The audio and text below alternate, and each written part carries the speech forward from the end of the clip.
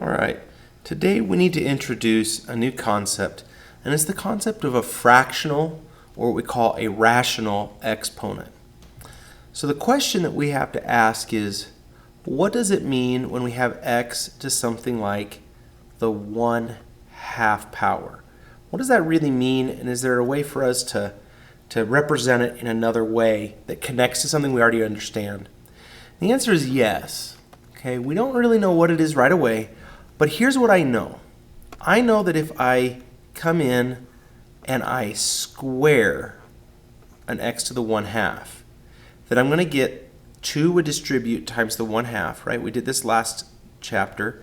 2 times 1/2 is 2 over 2, which is equal to 1. So x to the first. So whatever this 1/2 exponent means, the equivalent to that has to be something that when you square it, it cancels. So the question is, what do you square that then disappears? And the answer is a square root. If I were to square a square root, the square cancels the square root, and we would get x equals x. So first thing we want to understand is that fractional exponents represent some sort of root. Now, a 1/2 power, okay, anything with a 2 in the bottom, would represent a standard square root.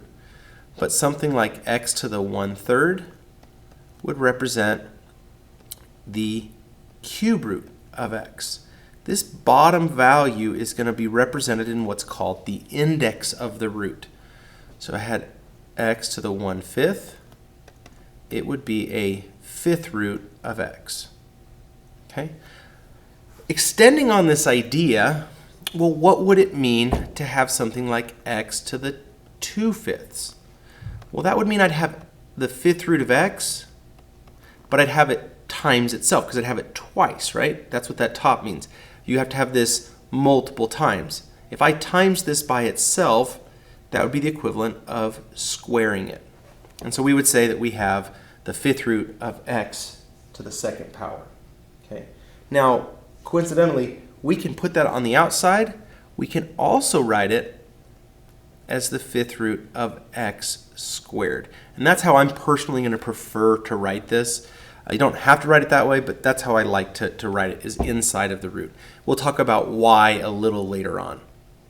So if I take something like this first question, I would recognize that if to write this in radical form, that means in the root form, it's got a bottom value in that exponent of 6.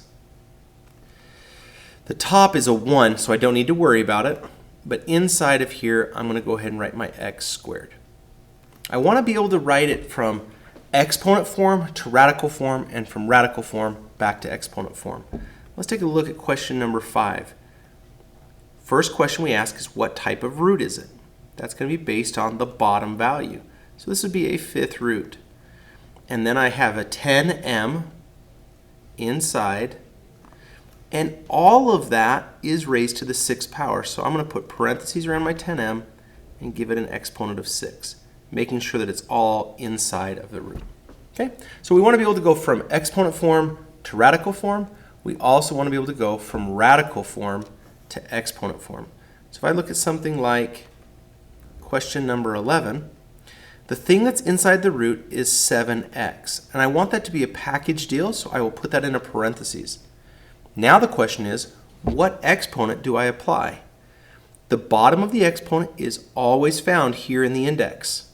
Since nothing is written there, I can assume this is a standard square root, and square roots have an index of 2. The reason it's not written is just because it's the most common type of root. So just out of default and a little bit of laziness, we assume everybody knows when nothing's written there, it'll be a 2. And the whole thing is raised to the 5th power, so that would make it 5 over 2. And that's what we're looking for, the exponent form of that original root. Okay, as we continue on, we're going to start applying the same rules we dealt with in the last chapter.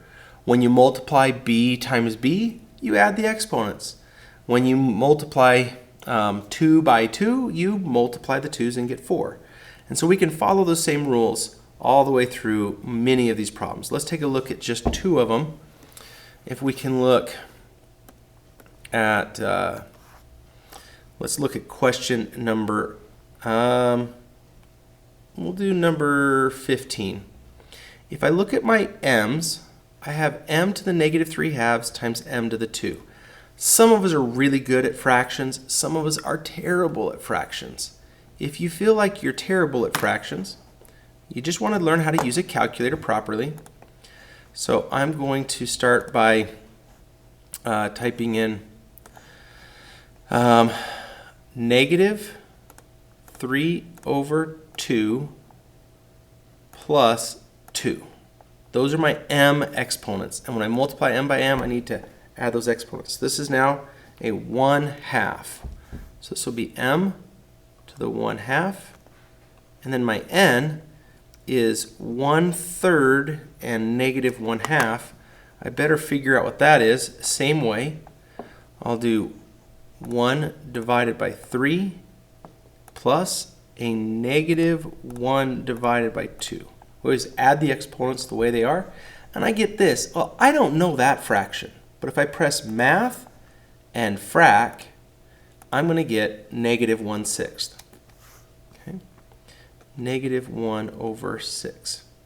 We could write these in roots, but we're not being asked to write these in radical form.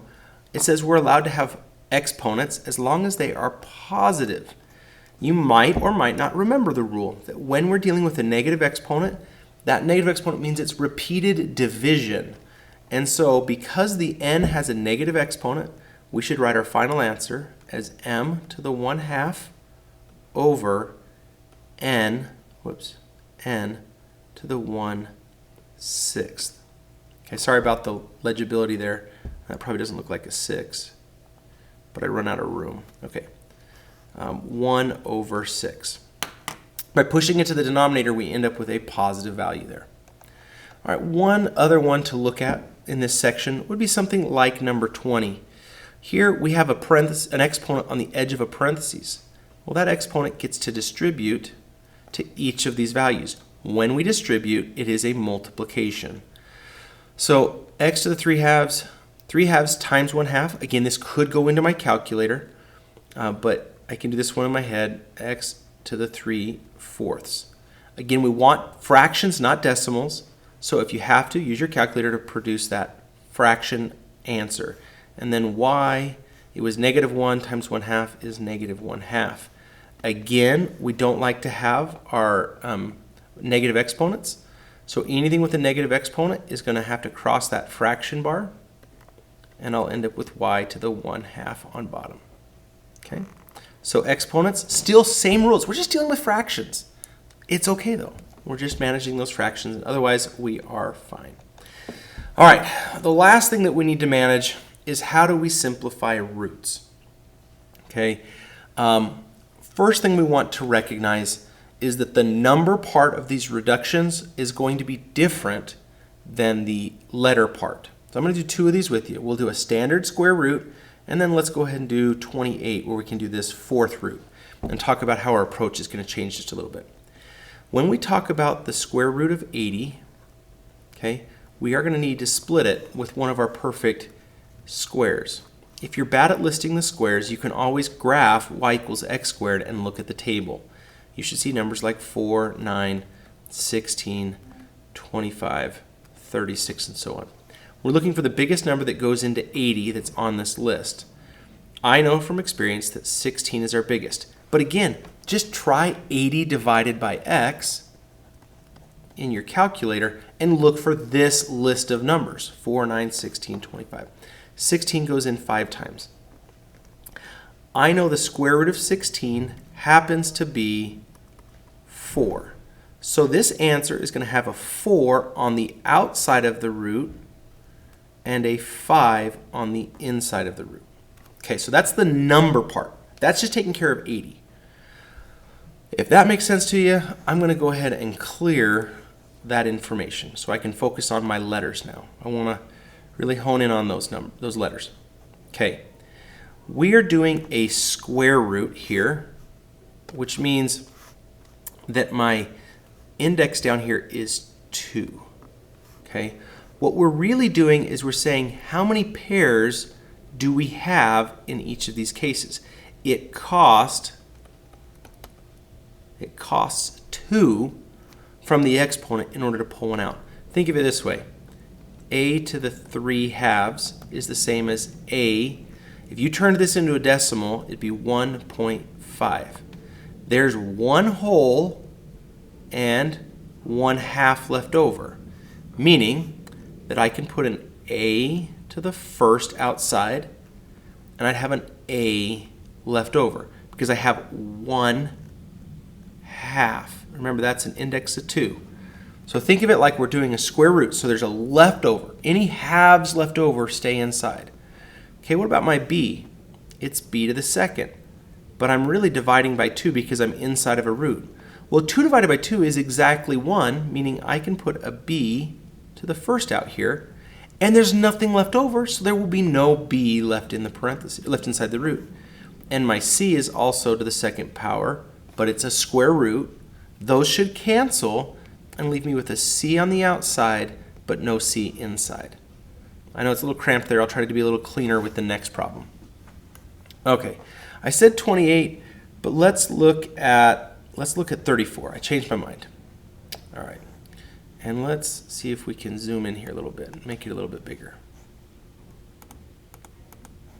All right, yeah, that'll be better. Okay, when we're dealing with an x to the 4th, or a 4th root, we no longer split the 405 with square roots. We're dealing a 4th root, so when we split it, we have to split it using perfect 4th powers. So I would need to go x to the 4th in my calculator. Let's grab that and see what happens. If I go y equals x to the 4th, let me clear the other one, and I look at the table, I get 1, 16, 81, 256. These are not going to go very high. 16, 81, 256, and so on. 405 happens to divide by 81. So I can split this as 81 and I believe 5. Well, what is the 4th root of 81? Well, on this table, 81 was connected with the number 3. So the 4th root of 81 is 3. So my answer here is going to have a 3 on the outside, and it'll be the 4th root of a leftover 5. This P has an exponent of 1, Q has an exponent of 8, and R has an exponent of 5. So I'm going to list each of these as their own. Q to the 8 over 5, sorry, that's an 8, and R to the 5 over, sorry, that's supposed to be over 4. I got distracted. Okay, with P being to the 1/4, I don't have a complete set. So the P to the 1th will, for the first power, will stay inside of the root. But the Q is 8 over 4, which is really 2. Because that's a whole number, Q will come out with an exponent 2 and nothing left behind. However, the R has an exponent of 5 over 4, which is bigger than 1. It's 1 and 1/4 left over, so I can take an R to the first out and leave one R inside the 4th root. And that is a scribbled out answer, but that's the right answer. All right, good luck, guys. We'll see you in class.